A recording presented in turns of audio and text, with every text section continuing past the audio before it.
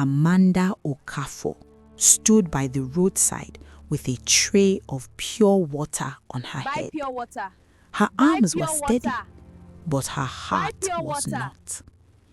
Across the road, a tall black gate opened slowly, quiet, smooth, expensive. 2 security men stood like statues. Inside the compound, cars shone like they had never seen dust in their lives.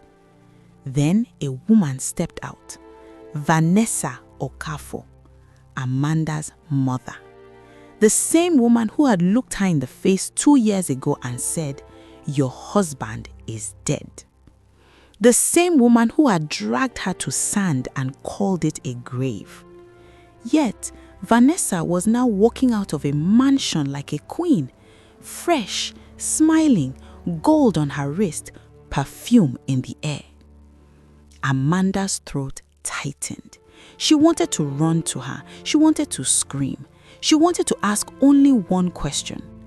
If Adrian is dead, why is my mother living like this? The bait opened again. A second woman stepped out carrying a baby. She had the same face as Amanda, the same cheekbones, the same eyes. Zara Okafo, Amanda's identical twin. Amanda's knees almost failed her. Then a man walked into view behind Zara, adjusting his wristwatch like a normal day. Adrian What a beautiful day. Alive, It really is. smiling. Look at us. Amanda's tray tilted slightly. A bottled water slipped, almost falling. She grabbed it quickly, her hands shaking. Because in that moment, her grief did not just return. It transformed into something colder. Amanda finally understood what had happened to her. She wasn't unlucky, she was stolen.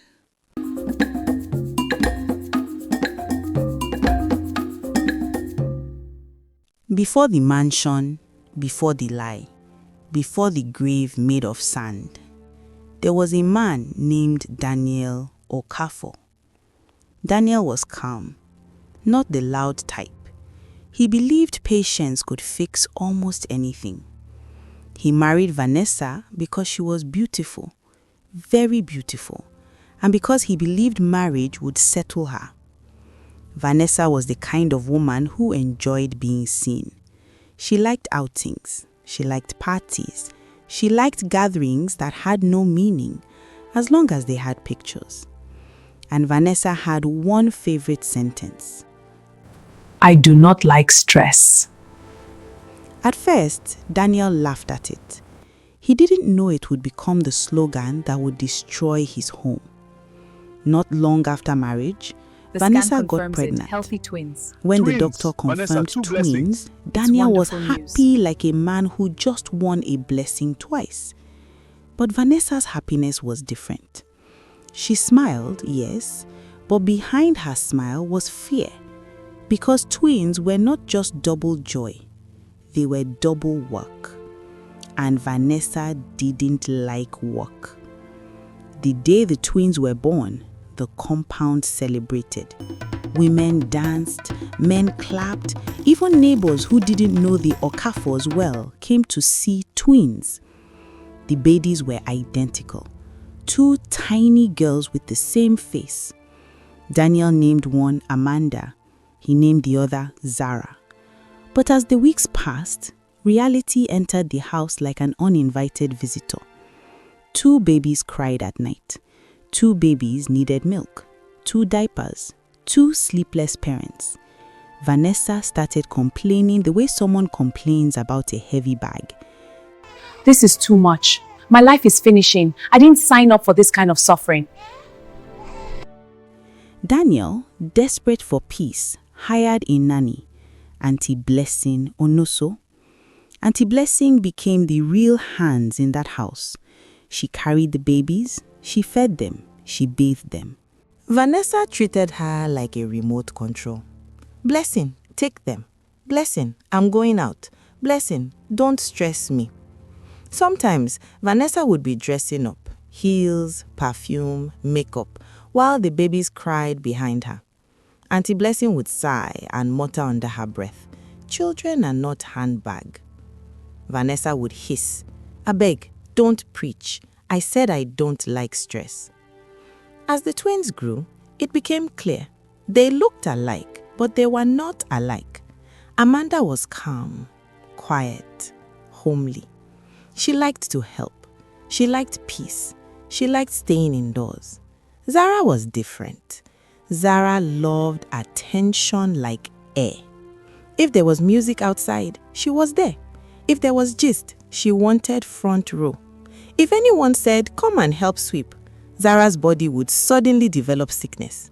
"My head is turning." But if someone shouted, "There's a party," Zara's head would correct itself immediately. "I'm fine."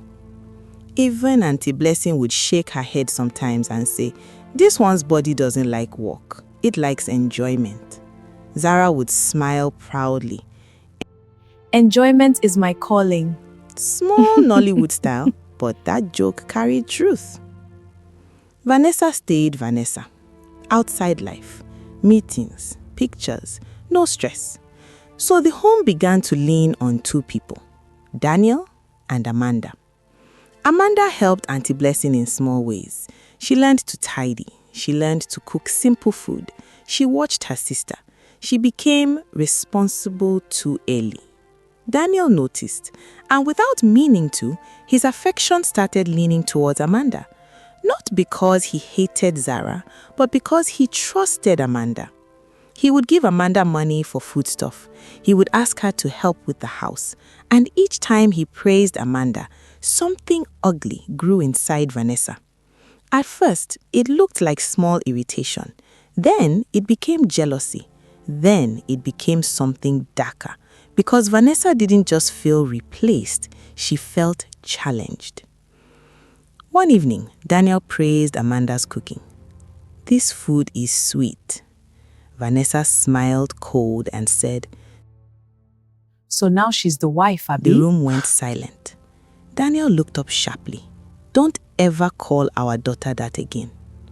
Vanessa laughed like it was a joke, but her eyes were not joking. Sorry, I'm just joking." Daniel didn't laugh. And that night, when Vanessa and Zara spoke behind their closed door, their voices were soft but poisonous. "Don't worry," Vanessa whispered. One day, you will take everything, and she will lose everything. Amanda, passing the corridor quietly, heard it. She didn't fully understand it then, but her body understood something her mind couldn't explain. Her mother's love had conditions, and those conditions did not favor her. The next morning, Auntie Blessing watched Vanessa from the kitchen doorway and felt her stomach tighten. Vanessa was smiling at her phone, not a normal smile, the smile of someone planning something. Auntie Blessing turned to Daniel and said quietly, "Ota, watch your wife." Daniel frowned. "Why?" Auntie Blessing lowered her voice. "Because jealousy has started living in this house, and it doesn't like children." And as she said it, Vanessa's laughter floated from the sitting room, light, sweet, dangerous. Outside, Zara was taking selfies. Inside, Amanda was washing plates, and the house was slowly splitting in two. Vanessa Okafo didn't hate Amanda with shouting. She hated her with small things, with smiles that had thorns, with words that sounded like jokes but landed like stones. When Amanda helped in the kitchen, Vanessa would say, "Good, at least you are useful."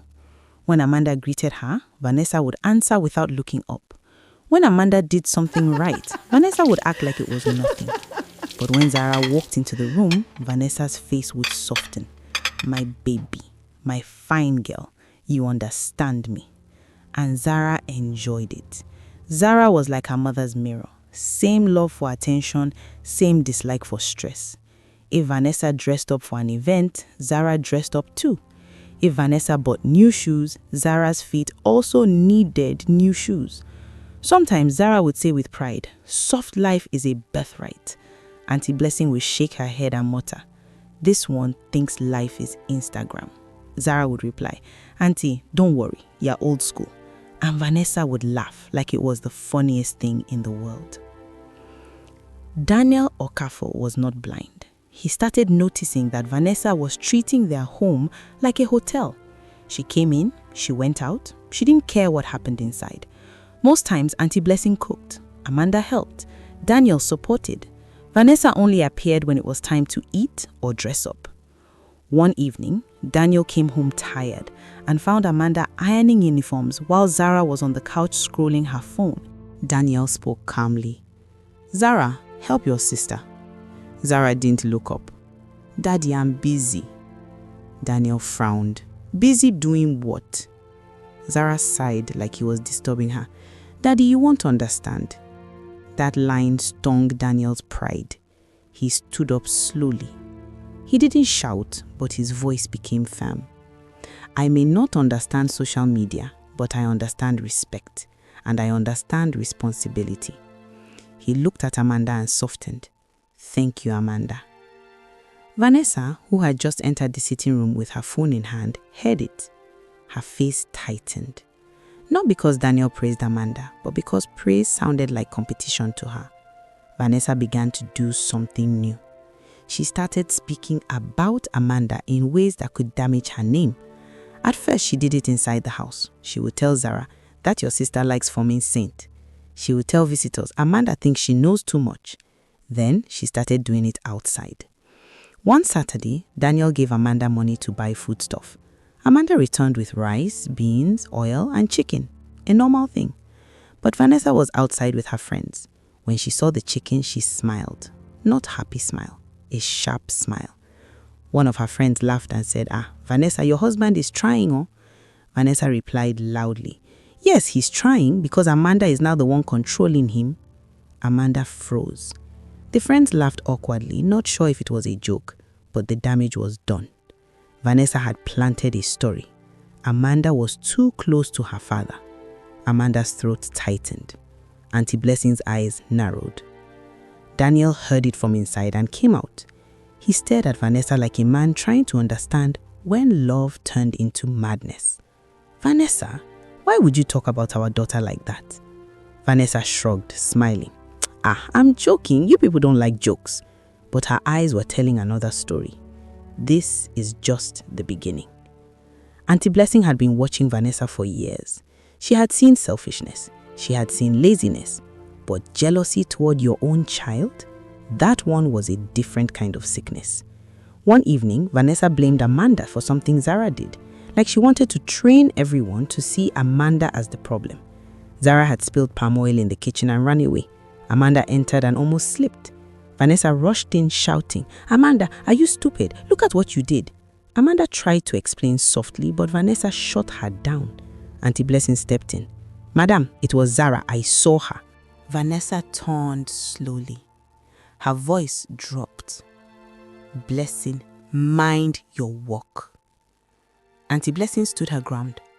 "My work is to protect these girls, and you are not being fair." Vanessa smiled, that cold smile again. "So you've joined her?" Auntie Blessing replied calmly, "I've joined truth." Vanessa's eyes hardened. "Remember, you are a staff here." Auntie Blessing nodded. "Yes, madam, but I'm also a human being." That night, Vanessa didn't shout. She didn't fight. She simply picked her phone and made a call. The story continues. Don't miss the next episode.